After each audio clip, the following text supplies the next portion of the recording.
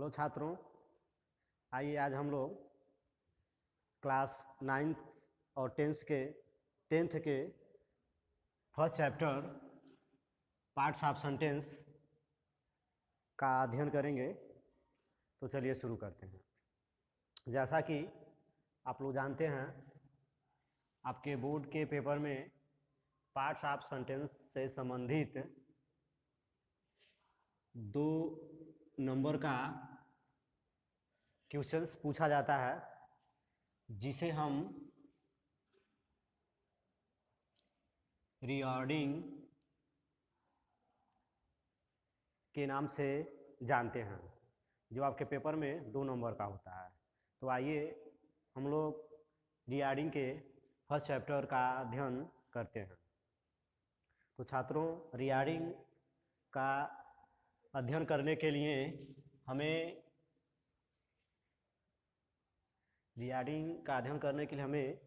बहुत सारे टॉपिक का अध्ययन करना पड़ता है, जिसमें सबसे पहला टॉपिक पार्ट्स ऑफ सेंटेंस है। यानी सबसे पहले हमें पार्ट्स ऑफ सेंटेंस का अध्ययन करना होगा, जिससे हम किसी भी वाक्य का रीऑर्डिंग आसानी पूर्वक कर सकते हैं। तो सबसे पहले लिखा गया पार्ट्स ऑफ सेंटेंस। जैसा कि हम लोग जानते हैं कि सेंटेंस होता क्या है। जैसा कि हमें पता है, शब्दों का एक ऐसा समूह जिसका कोई सार्थक अर्थ निकलता हो, उसे हम सेंटेंस कहते हैं। यानी a group of words that express complete sense is called sentence. जैसा कि एक वाक्य के तौर पे अगर हम लिख दिया जाए, walking is a good exercise. सबसे पहले लिखा गया walking is a good exercise. दूसरे उदाहरण के तौर पे, ही has come here with his friends. जैसा कि हम देख पा रहे हैं कि आपके सामने 2 उदाहरण लिखा गया है। यानी walking is a good exercise, he has come here with his friends. तो walking is a good exercise, इसको हम वाक्य कहेंगे, क्योंकि इस वाक्य का सही अर्थ भी निकल रहा है। वाक्य कैसे कहेंगे? जैसा हमें पता है कि वाक्य का निर्माण करने के लिए हमें शब्द की आवश्यकता होता है। यानी बिना शब्द के हम वाक्य नहीं बना सकते। We can not make sentence without words. यानी देखते हैं कि वॉकिंग भी एक वर्ड है, इज भी एक वर्ड है, और गुड भी एक वर्ड है, और एक्सरसाइज भी एक वर्ड है। अर्थात बहुत सारे शब्दों को मिलाया गया है तो एक वाक्य बना हुआ है। अब हम बातें करते हैं पार्ट्स ऑफ सेंटेंस का। पार्ट्स ऑफ सेंटेंस का मतलब हुआ कि वाक्य के भाग। यानी जैसा जो वाक्य हमारे सामने दिख रहा है, इसके कितने भाग हो सकते हैं या कितने भागों में इसे बांटा जा सकता है। तो हम कह सकते हैं कि प्रत्येक वाक्य के केवल 2 ही भाग होते हैं, चाहे वाक्य वह छोटा हो या वाक्य वह बड़ा हो। वाक्य के केवल 2 ही भाग होंगे, जिसमें सबसे पहले भाग को हम क्या कहते हैं? सब्जेक्ट बोलते हैं, और दूसरे भाग को प्रेडिकेट। अर्थात पार्ट्स ऑफ सेंटेंस के अंतर्गत इसको हम 2 भागों में बांट सकते हैं, जिसे सब्जेक्ट कहते हैं और दूसरे नंबर पे प्रेडिकेट कहते हैं। यानी किसी भी वाक्य के 2 ही भाग होते हैं। यानी there are 2 parts of the sentence. यानी प्रत्येक वाक्य के 2 ही भाग होते हैं। यानी 2 से ज़्यादा भाग किसी भी वाक्य के नहीं होते हैं। अब हम ये पता करेंगे कि सब्जेक्ट किसको कहेंगे और प्रेडिकेट किसे, यानी which is called subject and which is called predicate. तो सबसे पहले हम जिक्र करते हैं सब्जेक्ट के बारे में। जैसा हमें पता है, सब्जेक्ट मीन्स होता है कर्ता, यानी कार्य करने वाला। सब्जेक्ट किसे कहते हैं? तो सब्जेक्ट पार्ट्स ऑफ सेंटेंस का वह भाग होता है जिसके द्वारा किसी कार्य का करना या होना पाया जाता है, यानी जिसके द्वारा किसी भी कार्य का करना या होना पाया जाएगा उसे ही हम बोलते हैं सब्जेक्ट। यानी ये कह सकते हैं a sentence is the part of subject, या हम ये भी कह सकते हैं subject is a part of sentence that is doing an action is called subject. यानी जिसके द्वारा किसी कार्य का करना या होना पाया जाए उसे सब्जेक्ट बोलते हैं। ये तो रही भी डिफिनेशन की बात है। सब्जेक्ट होता क्या है? सब्जेक्ट के रूप में कोई नाउन होगा या कोई प्रोनाउन होगा, कोई एनिमल होगा या तो कोई थिंग होगा। यानी सब्जेक्ट के तौर पे कोई नाउन हो सकता है, प्रोनाउन हो सकता है, एनिमल हो सकते हैं, थिंग भी हो सकते हैं। तो आइए अब हम देखते हैं कैसे हम पहचानेंगे कि अगर कोई सेंटेंस लिखा गया हो तो सेंटेंस में किसको सब्जेक्ट कहेंगे और किसको प्रेडिकेट कहेंगे। सबसे पहले लिख दिया गया अ man in Agra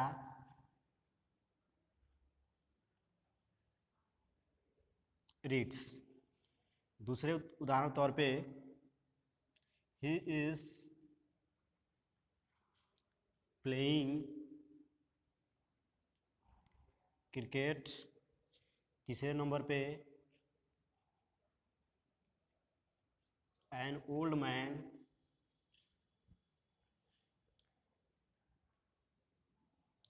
sitting in the corner walks। अब हम सब्जेक्ट की पहचान करेंगे। जैसा देख पा रहे हैं a man in Agra reads, यानी a man in Agra reads यह एक वाक्य है, यानी a man in Agra reads एक सेंटेंस है। इसमें किसको हम सब्जेक्ट बोलेंगे, किसको प्रेडिकेट बोलेंगे? तो सब्जेक्ट हम उसे बोलते हैं जो किसी कार्य का करना या होना पाए, जो किसी भी कार्य को करता है। पहचान के तौर पे सब्जेक्ट हमेशा वर्ब के पहले प्रयोग होते हैं, यानी सब्जेक्ट हमेशा वर्ब के पहले प्रयोग होते हैं। तो इस वाक्य में हम वर्ब देखते हैं, रीड्स लिखा गया, ये हो गया वर्ब। वर्ब के पहले वाक्य में लिखा क्या गया अ मैन इन आगरा, यानी अ मैन इन आगरा को हम सब्जेक्ट कहेंगे। दूसरे वाक्य में he is playing cricket, cricket, तो इज प्लेइंग वर्ब के रूप में प्रयोग किया गया है और जो ही लिखा गया यह सब्जेक्ट हो गया। उसी तरह से तीसरे वाक्य में an old man sitting in the corner walks, यानी जो वॉक्स लिखा गया यह वर्ब है और an old man sitting in the corner subject के रूप में प्रयोग किया गया। अब जैसा हम देख पा रहे हैं कि पहले वाक्य में अ मैन इन आगरा सब्जेक्ट, यानी बहुत सारे शब्द मिला हुआ है। फिर तीसरे वाक्य में an old man sitting in the corner जो लिखा गया जिसमें बहुत सारे शब्द प्रयोग किए गए हैं, जिसे हम सब्जेक्ट के रूप में जानते हैं। अब हम पार्ट्स ऑफ सब्जेक्ट के बारे में जानेंगे।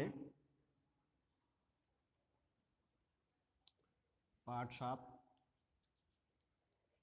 सब्जेक्ट, जैसा इसके पहले हम लोग देखे हैं, हम लोग देख पा रहे थे कि सब्जेक्ट का जो भाग था उसमें बहुत सारे शब्द हो रहे थे, एक शब्द भी हो रहा था, एक से अधिक भी हो रहा था। उसी आधार पे सब्जेक्ट के कितने भाग हो सकते हैं, तो हम पार्ट्स ऑफ सब्जेक्ट के बारे में अध्ययन करेंगे। तो जो पार्ट्स ऑफ सब्जेक्ट्स होता है, पार्ट्स ऑफ सब्जेक्ट के मुख्यतः 4 भाग होते हैं, जिसे हम सबसे पहले डिटरमाइनर कहते हैं, दूसरे नंबर पे एडजेक्टिव, तीसरे नंबर पे नाउन के नाम से जानते हैं, नाउन या मेन वर्ड या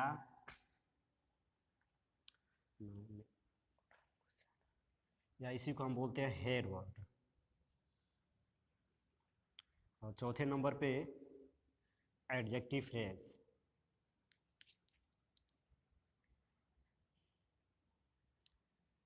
एडजेक्टिव फ्रेज। तो पार्ट्स ऑफ जो सब्जेक्ट्स होते हैं वह मुख्यतः 4 भाग होते हैं, जिसमें सब्जेक्ट होता है, डिटरमाइनर हो गया, एडजेक्टिव हो गया, नाउन हो गया और एडजेक्टिव फ्रेज हो गया। यानी अब सबसे पहले हम अध्ययन करेंगे डिटरमाइनर है क्या चीज़, यानी व्हाट इज द डिटरमाइनर। यानी सबसे पहले हम जानेंगे कि डिटरमाइनर एक ऐसा शब्द होता है जो पार्ट्स ऑफ सब्जेक्ट के रूप में प्रयोग होकर के नाउन या एडजेक्टिव के बारे में बताता है या उसकी ओर इंगित करता है, उसे हम बोलते हैं डिटरमाइनर।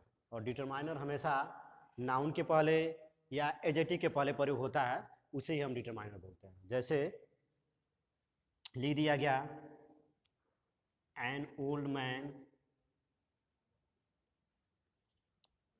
वॉक्स, यानी उदाहरण के तौर पर हम देख रहे हैं एन ओल्ड मैन वॉक्स, यानी एन ओल्ड मैन जो लिखा गया सब्जेक्ट हो गया, वॉक्स वर्ब हो गया, इसी को हम बोलेंगे सब्जेक्ट।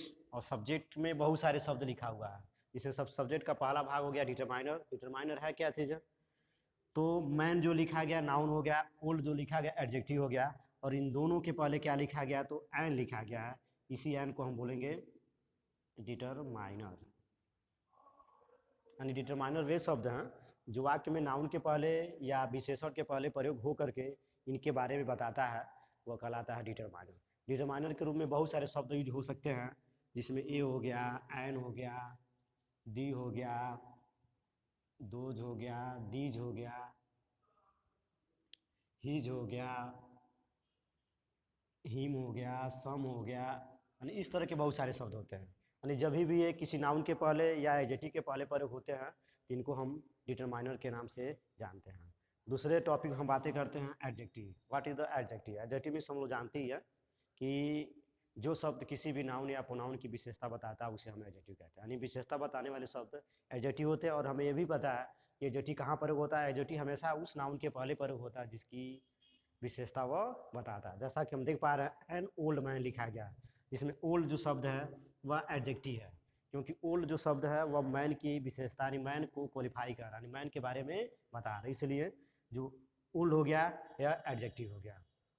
तीसरे नंबर पे नाउन मेन वर्ड और हेड वर्ड लिखा गया है। तो आप लोग जानते ही हैं नाउन क्या है, तो नाउन किसी व्यक्ति वस्तु स्थान के नाम को हम नाउन कहते हैं। अर्थात हम कह सकते हैं जो चीज़ें हम देख पा रहे हैं या हमारी सूक्ष्म आँखों से दिखाई देती है वो सभी चीज़ें नाउन हैं।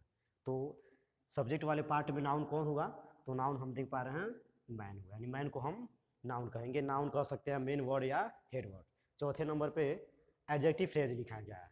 अब एडजेक्टिव फ्रेज होता क्या है, यानी एडजेक्टिव फ्रेज वे शब्द होते हैं जो पार्ट्स ऑफ सब्जेक्ट के भाग में नाउन के बाद और क्रिया के पहले प्रयोग होता है। यानी जो शब्द सब्जेक्ट वाले भाग में नाउन के बाद और क्रिया के पहले प्रयोग होते हैं उन्हें ही हम एडजेक्टिव फ्रेज कहते हैं। और नाउन और क्रिया के पहले बीच में प्रयोग होकर के एडजेक्टिव या नाउन के बारे में डिस्कस करें, उसके बारे में बताएं, वे एडजेक्टिव फ्रेज कहलाते हैं। जैसा अगर लिख दिया गया दोज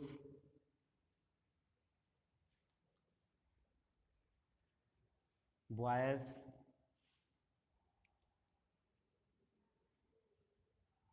इन द रूम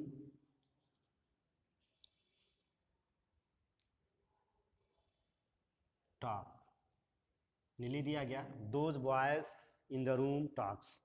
इसमें अगर हमको बताना है कि एडजेक्टिव फ्रेज क्या है तो सबसे पहले हम देखेंगे कि इस वाक्य में सब्जेक्ट का भाग कौन सा। तो सब्जेक्ट के भाग पे दोज से लेकर के यानी रूम तक यह कहलाएगा सब्जेक्ट।